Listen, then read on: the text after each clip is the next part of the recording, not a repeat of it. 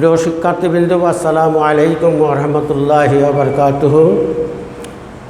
Online ক্লাসে তোমাদের সঙ্গে সংযুক্ত হচ্ছি আজকে দশম শ্রেণীর রসায়ন বিষয় নিয়ে। রসায়ন বিষয়ের পঞ্চম অধ্যায়ের উপরে আজকে আলোকপাত করা হবে।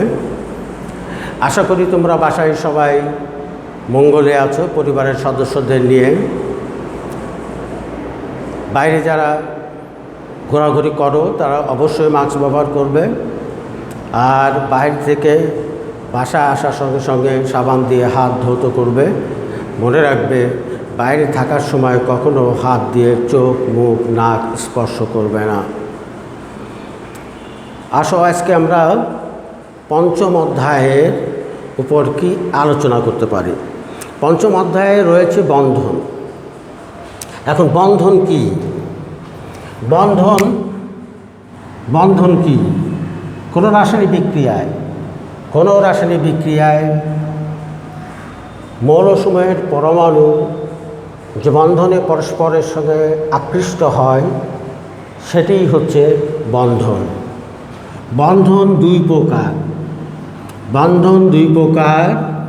একটা আয়নিক বন্ধন,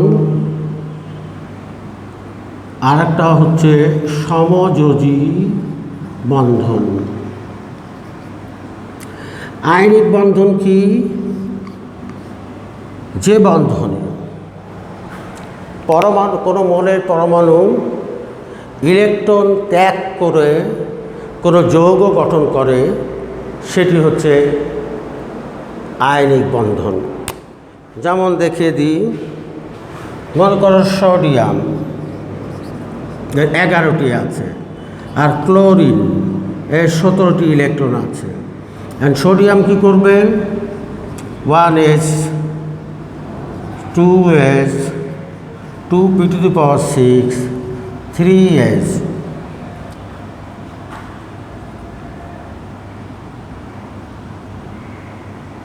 কত হলো সোডিয়ামের? দেখো কত, 11 আছে, তাহলে আমাদের এখানে 10 হয়েছে, তাহলে 3s1। আর এখানে 1s 2s 6 3s 3p। এখন কত হচ্ছে? 10 2 12, আর এখানে হচ্ছে কত? 5। এখানে তোমরা জানো 1s 2s 2p 3s 3p 3d 4s 4p 4d 4f। এখন প্রথম সেলে 2টা যাবে, দ্বিতীয় সেলে 2টা যাবে, তৃতীয় সেলে এভাবে 6, এভাবে 2, তবে 6 এভাবে 2, তাহলে কত হলো? 2 2 4 আছে 10, আর 2 কত? 12 হলো। আমার আছে কত? 17। তাহলে এবার এইটা হবে, এই পাবে হচ্ছে কত? 5। তাহলে এই করলাম। এখন এদের মধ্যে সোডিয়াম একটি ইলেকট্রন ত্যাগ করবে, সোডিয়াম প্লাস, অর্থাৎ তখন হয়ে যাবে সোডিয়াম 1a 2s² 2p⁶। অর্থাৎ এটা 11 একটা ইলেকট্রন ত্যাগ করে এই ইলেকট্রন বিন্যাস অর্জন করবে, তখন এ হয়ে যাবে পজিটিভ আয়ন। তাহলে যেহেতু ইলেকট্রন ত্যাগ করলো, পক্ষান্তরে ক্লোরিন কি হবে? ক্লোরিন 17, এখানে মাইনাস যদি 1s 2s 2p⁶, তারপর 3s 3p⁶। তাহলে ও একটা ইলেকট্রন গ্রহণ করলো। তাহলে সোডিয়াম থেকে একটি ইলেকট্রন ক্লোরিনে প্রবেশ করলো। তাহলে সোডিয়াম এর একটি ইলেকট্রন ক্লোরিনে প্রবেশ করলো, তাহলে এটা হয়ে যাবে সোডিয়াম ক্লোরাইড। তাহলে এটা হচ্ছে আয়নিক বন্ধন। আয়নিক বন্ধন। তাহলে বন্ধন কাকে বলে আমরা জানলাম। বন্ধন প্রধানত দুই প্রকার, আয়নিক বন্ধন এবং সমযোজী বন্ধন। এছাড়াও অনেক বন্ধন আছে, তোমাদের বইতে আর একটি বন্ধনের কথা উল্লেখ করা আছে, সেটাকে বলা হয় ধাতব বন্ধন। পরবর্তী পর্যায়ে ধাতব বন্ধন কি সেই সম্পর্কে তোমাদেরকে আমি জানাবো। আজকে এইটা আমি জানালাম। এখন সোডিয়াম এবং ক্লোরিনের ব্যাখ্যা দিয়ে ইলেকট্রন বিন্যাস করে তার ব্যাখ্যা দিলাম। ব্যাখ্যা দিয়ে তারা কিভাবে যৌগ গঠন করে তা তোমাদেরকে দেখানো হলো। এই দেখানোর মাধ্যমেই আমরা বুঝতে পারলাম যে একজন ইলেকট্রন দিল আর একজন ইলেকট্রন গ্রহণ করলো। এইভাবে ইলেকট্রন আদান প্রদানের মাধ্যমে যে যৌগগুলি গঠিত হয় তাদেরকে বলা হয় আয়নিক যৌগ, অর্থাৎ এখানে আয়নিক বন্ধন বিদ্যমান। ক্লিয়ার নাকি আবার বলবো? আবার বলি, তোমরা এখানে আমরা বললাম আয়নিক বন্ধন হচ্ছে যে বন্ধনে ইলেকট্রন কী হয়, ত্যাগ করা হয়। একজন ত্যাগ করবে আর একজন গ্রহণ করবে, অর্থাৎ ত্যাগ যে করবে তার যত পরিমাণ সর্বশেষ শক্তি স্তরের যতটি ইলেকট্রন সে ত্যাগ করবে, অন্য মৌলের পরমাণু যদি সেই সম সংখ্যক ইলেকট্রন গ্রহণ করতে পারে, এর ফলে যে যৌগ গঠন হবে সেই যৌগটিকে বলা হবে আয়নিক যৌগ। আর এদের মধ্যে যে বন্ধন সৃষ্টি হবে সে বন্ধনের নাম হবে আয়নিক বন্ধন। ক্লিয়ার? এখানে আমরা সোডিয়াম এবং ক্লোরিন দিয়ে তোমাদেরকে দেখিয়ে দিয়েছি। তা আসো এবার সমযোজী বন্ধন কি, এটার কথা বলছিলাম যে ধাতব বন্ধন মানে ধাতু, অর্থাৎ ধাতু দিয়ে শুরু করেছিলাম। এবার আসো অধাতব বন্ধন, অধাতু দিয়ে। অধাতুর মধ্যে আমরা কতগুলো জিনিস লক্ষ্য করি যে অধাতু মৌলসমূহের অধাতু মৌলের পরমাণুসমূহের সর্বশেষ শক্তি স্তরের ইলেকট্রনের ঘাটতি থাকে, অর্থাৎ নিকটতম নিষ্ক্রিয় গ্যাসের ইলেকট্রন অর্জন ছাড়া তারা কখনোই সেটা মৌলিক ধাতব হোক আর অধাতব হোক, যে কোনো ধরনের মৌলিক পদার্থ পরমাণু হোক না কেন, নিকটবর্তী নিষ্ক্রিয় গ্যাসের পরমাণুর ন্যায় ইলেকট্রন বিন্যাস অর্জন না করা পর্যন্ত তারা রাসায়নিক বিক্রিয়ায় অংশগ্রহণ করতে পারে না। মনে রাখবে এটা। এখন যে জিনিসটি আসো সমযোজী বন্ধন কাকে বলে। সমযোজী বন্ধন হচ্ছে ধাতব পরমাণুসমূহ, এটা আমাদের এখন লাগবে না যেহেতু, তা আমরা ওইটা মুছে দেব।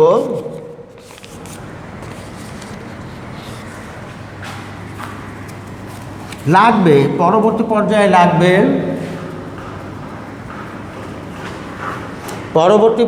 লাগবে।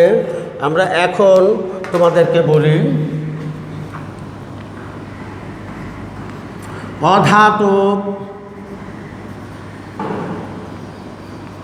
অধাতব পরমাণু সমূহের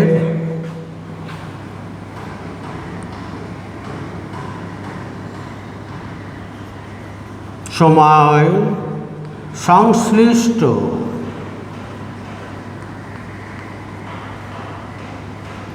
পরমাণু সমূহের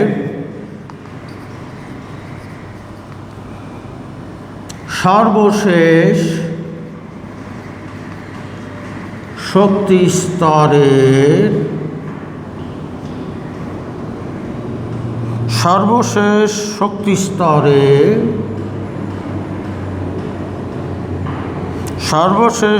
স্তরের স্থায়ী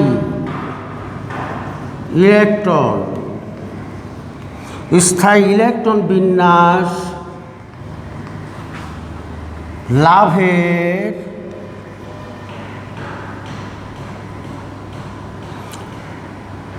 লাভের মাধ্যমে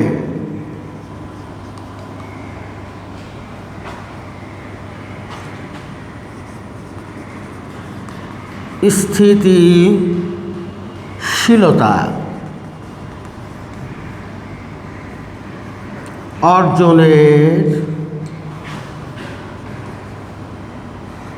অর্জনের জন্য ইলেকট্রন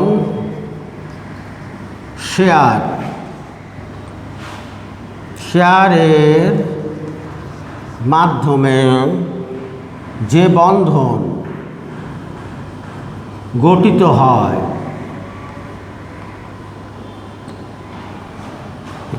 হয় তাকে সমযোজী বন্ধন বলে। তাহলে কি বললাম? আমরা বললাম যে অধাতু পরমাণুসমূহের সময় সংশ্লিষ্ট পরমাণুর সমূহের সর্বশেষ শক্তি স্তরে স্থায়ী ইলেকট্রন বিন্যাস লাভের মাধ্যমে স্থিতিশীলতা অর্জনের জন্য ইলেকট্রন শেয়ারের মাধ্যমে যে বন্ধন গঠিত হয় তাকে সমযোজী বন্ধন বলে। এখন সমযোজী বন্ধনের একটি উদাহরণ তাহলে দেওয়া যাক, খুব সহজ জিনিস।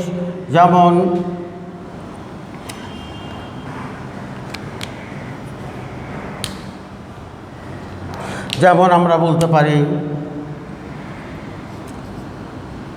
ফসফরাস প্লাস অক্সিজেন,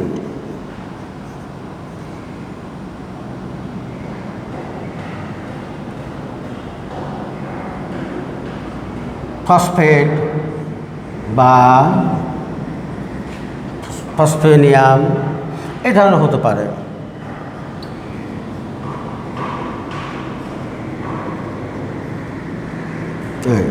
এখানে হচ্ছে কি হয়,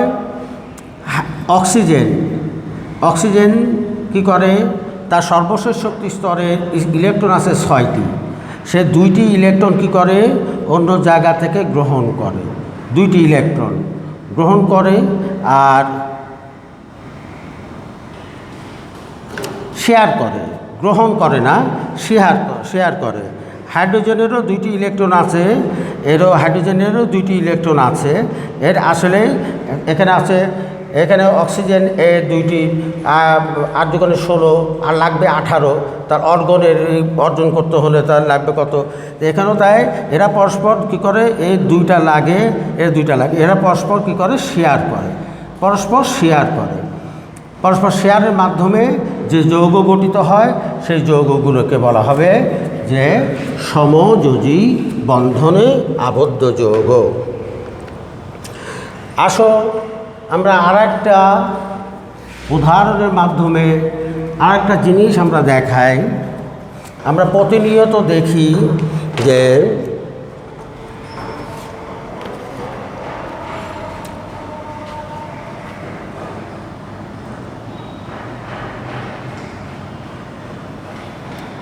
সোডিয়াম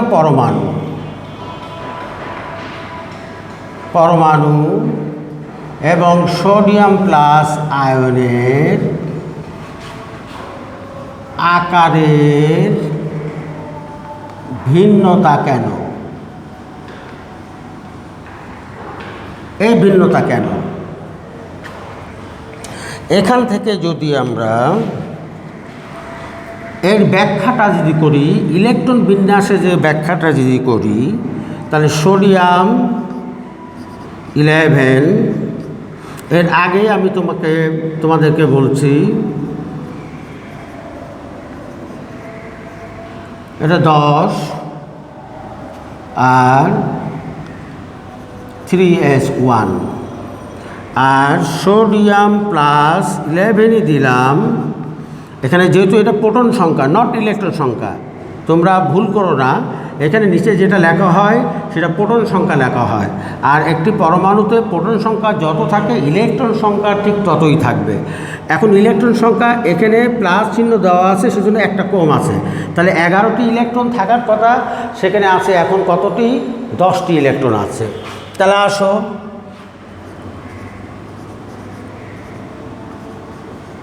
দেখো হয়ে গেল। তাহলে এখান থেকে এখানে শক্তি স্তর কয়টা? 1 2 3। এখানে শক্তি স্তর কয়টা? 1 2। তাহলে এই পরমাণুর আকার নির্ভর করে শক্তি স্তরের সংখ্যার উপর।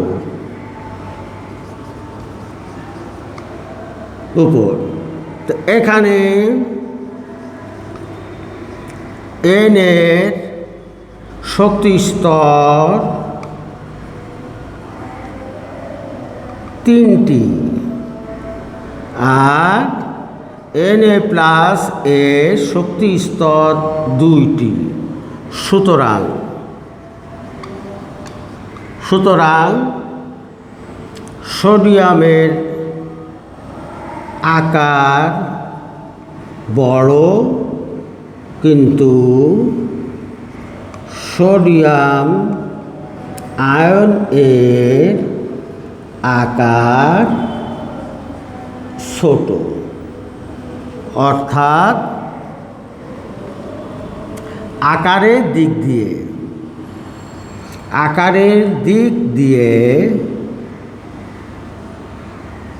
দিয়ে sodium greater than sodium plus 1।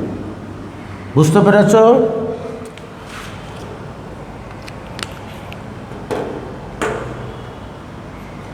এখানে খুব সহজ জিনিস যে সোডিয়াম পরমাণু এবং সোডিয়াম আয়ন পরমাণুর আকারের ভিন্নতা কেন। আমরা এখানে ইলেকট্রন বিন্যাস করলাম। ইলেকট্রন বিন্যাসে সোডিয়াম লিখলাম সোডিয়াম 11। এর অর্থ হচ্ছে সোডিয়ামের মধ্যে 11টি প্রোটন আছে, সমসংখ্যক ইলেকট্রনও আছে।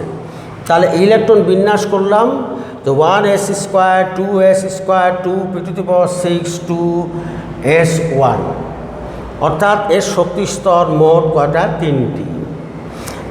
অপরদিকে সোডিয়াম প্লাস 11 এর শক্তি স্তর 1s² 2s² 2p⁶, অর্থাৎ এখানে শক্তি স্তর মাত্র 2টি। তা আমরা মোটামুটি পূর্বের চ্যাপ্টারে অর্থাৎ পর্যায় সারণী চ্যাপ্টারে আমরা এটা শিখেছি যে পরমাণুর আকার নির্ভর করে তার পারমাণবিক সংখ্যার উপর এবং সেটা হচ্ছে শক্তি স্তরের উপর। তা এই দুইটা জিনিসের মধ্যে যে কোনো একটি জিনিস পাওয়া গেলেই আমরা প্রমাণ করতে পারবো যে পরমাণুর আকারটা আসলে কেমন হচ্ছে। চতুর্থ অধ্যায়ে আমরা অনেক আরও শিখেছি যে যতই বাম থেকে ডান দিকে যাওয়া যায় পরমাণুর আকার তত বৃদ্ধি পায়। এই ধরনের কথা আমরা শুনেছি, কারণ হ্রাস পায়, বৃদ্ধি পায় না, হ্রাস পায়। একই পর্যায়ে যতই বাম থেকে ডান দিকে যাওয়া যায় পরমাণুর আকার তত হ্রাস পায়। এখানে হচ্ছে পর্যায়ক্রমে এক এক এক এক করে ইলেকট্রন সংখ্যা অর্থাৎ প্রোটন সংখ্যা বাড়ে। তাই ওই প্রোটন সংখ্যা বাড়লে বা ইলেকট্রন সংখ্যা বাড়লে নিউক্লিয়াসের সঙ্গে আকর্ষণের কারণে পরমাণুর আকার আস্তে আস্তে সংকুচিত হতে পারে। ঠিক এখানেও তাই হয়েছে। এখানে কি হয়েছে? এখানে সোডিয়ামের যে জিনিসটি ছিল, সোডিয়ামের ইলেকট্রন বিন্যাসে যে 11টি ইলেকট্রন বিন্যাস এর 3টি শক্তি স্তর ছিল, তখন নিউক্লিয়াসের সঙ্গে এর আকর্ষণ শক্তির একটা সামঞ্জস্য ছিল। যখনই তার শক্তি স্তর একটা হ্রাস পেয়ে গেল, অর্থাৎ 1s² 2s² 2p⁶, অর্থাৎ একটি ইলেকট্রন যখন কমে গেল তার শক্তি স্তর হ্রাস পেল, 3 থেকে 2টি হয়ে গেল, যার পরিপ্রেক্ষিতে এই ইলেকট্রনের আকর্ষণ অর্থাৎ কেন্দ্রমুখী আকর্ষণ নিউক্লিয়াসের সঙ্গে আকর্ষণের আসক্তি এত বেড়ে গেল যে পরমাণুর আকারটা আস্তে করে ছোট হয়ে গেল। পূর্বে ছিল 3টির জন্য যে আকর্ষণ শক্তি, ঋণাত্মক আকর্ষণ শক্তি, যে নিউক্লিয়াসের যে পজিটিভিটি আর ওইটা যে নেগেটিভিটি, এই সমান সমান থাকার কারণে সেটা কি হয়েছিল, অবিকল তারা আকার ঠিক রেখেছিল। যখন এখানে ইলেকট্রন সংখ্যা কমে গেল তখন নেগেটিভিটি আর পজিটিভিটির মধ্যে পার্থক্য দেখা দিল, যার পরিপ্রেক্ষিতে সোডিয়াম আয়ন এর একটি স্তর বিলুপ্ত হওয়ার সঙ্গে সঙ্গে সেখানে কি হলো, পরমাণুর আকার হ্রাস পেয়ে গেল। সুতরাং সোডিয়াম এবং সোডিয়াম প্লাস আয়নের আকার ভিন্নতার মূলত এটিই কারণ। এইভাবে তোমরা অন্যগুলি করতে পারবে, যেমন ক্যালসিয়াম 2+। আবার তুমি করতে পারবে Al11 না 13, এখানে +3, এটাও করতে পারবে। তোমরা বিভিন্নভাবে এটা দেখাতে পারবে এবং একটা ব্যাখ্যা থেকেই তোমরা বিভিন্নভাবে ব্যাখ্যা তোমরা করতে পারবে। আমার বিশ্বাস যে তোমরা এগুলো দেখাতে পারবে। তাহলে আজকের যে ক্লাসটা তোমাদেরকে আমি নিলাম সেখান থেকে শুধু বন্ধনের কথা বলা হলো। বন্ধন কাহাকে বলে, বন্ধন কত প্রকার, প্রত্যেক প্রকার বন্ধনের সংজ্ঞায়িত করলাম এবং সংজ্ঞায়িত করার সঙ্গে সঙ্গে উদাহরণ দিয়ে তোমাদেরকে বুঝিয়ে দিলাম যে কেন এটা আয়নিক বন্ধন, কেন এটা সমযোজী বন্ধন। তার বাস্তব একটি উদাহরণ দিলাম যে সোডিয়াম এবং সোডিয়াম আয়ন এই দুইটির আকারের ভিন্নতা হয় কেন। অর্থাৎ এই বস্তু যখন পরমাণু সমূহ যখন রাসায়নিক বিক্রিয়া করে তখন তার মধ্যে অবশ্য আয়ন সৃষ্টি হতে হবে। আয়ন ছাড়া কখনো রাসায়নিক বিক্রিয়া সম্পূর্ণ হয় না।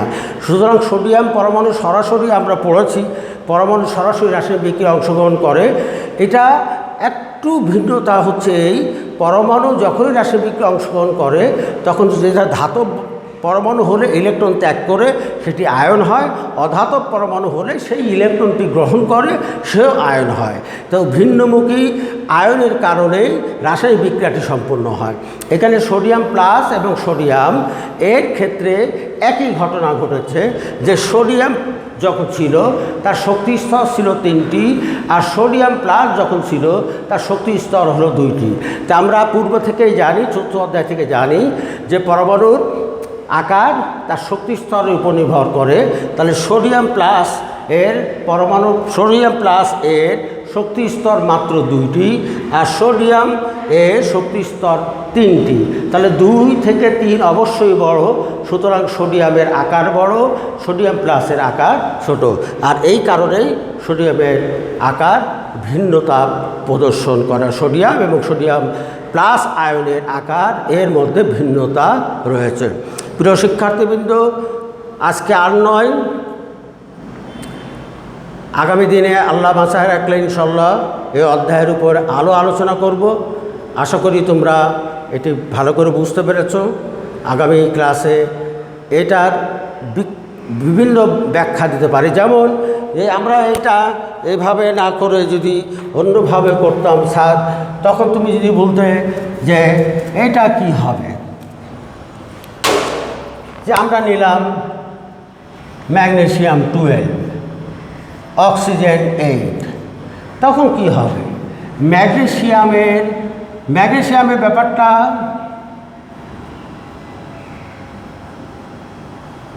কত হলো 10, 3s 2 10 2 12 হয়ে গেল। আর এইটার ক্ষেত্রে 1s 2s 2p⁴ কত 4। তাহলে এখানে দেখো এই একটা শক্তি স্তর, এই একটা শক্তি স্তর, এই একটা শক্তি স্তর, প্রধান শক্তি স্তর, প্রধান শক্তি স্তর। এখানে টোটাল হচ্ছে 3টি আর এখানে 2টি। এদের কি হয়?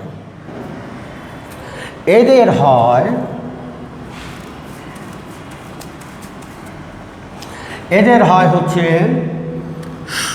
ম্যাগনেসিয়াম 2টি ইলেকট্রন কি করে? ত্যাগ করে।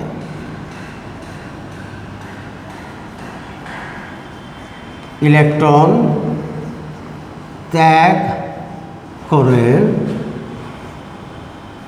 ম্যাগনেসিয়ামের আমরা জানি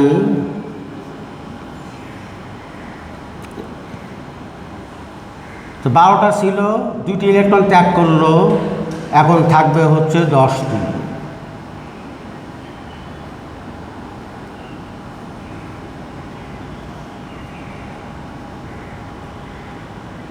+2। অক্সিজেন এর 2টি ইলেকট্রন গ্রহণ করবে, 2টি ইলেকট্রন গ্রহণ করবে, অর্থাৎ অক্সিজেন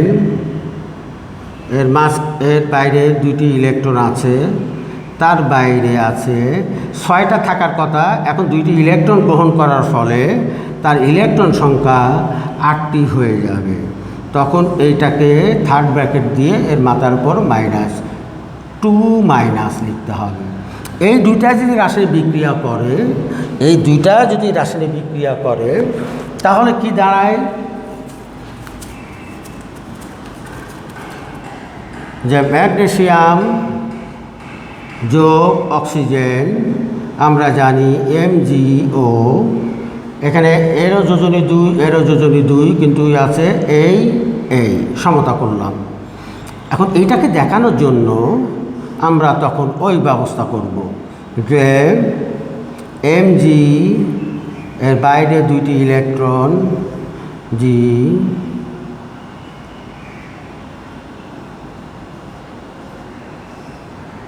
+, আর অক্সিজেনের ক্ষেত্রে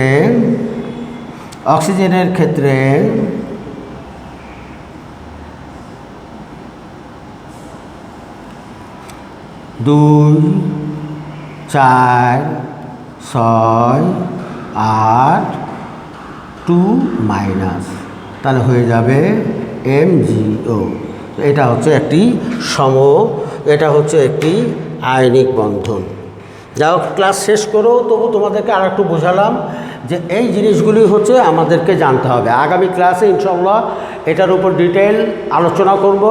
আশা করি তোমরা সবাই বুঝতে পেরেছ। তোমরা সবাই ভালো থাকো, আল্লাহ সবাইকে মঙ্গল করুক, সবাইকে রোগ মুক্ত করুক, পৃথিবীর সমস্ত মানুষ ভালো থাকুক, পৃথিবীর সমস্ত মানুষ আল্লাহ এবং আল্লাহকে বিশ্বাস করে তারা যেন এই বর্তমান যে করোনার যে প্রাদুর্ভাব চলছে এর থেকে যেন তারা পরিত্রাণ পাওয়ার জন্য পরম করুণাময় আল্লাহ তাআলার কাছে প্রার্থনা করে। তোমরা প্রার্থনা করবে, তোমরা ভালো থাকবে, পরিবারের সদস্য নিয়ে ভালো থাকবে এই কামনা করি, এবং তোমরা আমাদের জন্য দোয়া করবে। আল্লাহ হাফেজ। আসসালামু আলাইকুম ওয়া রাহমাতুল্লাহি ওয়া বারাকাতুহু।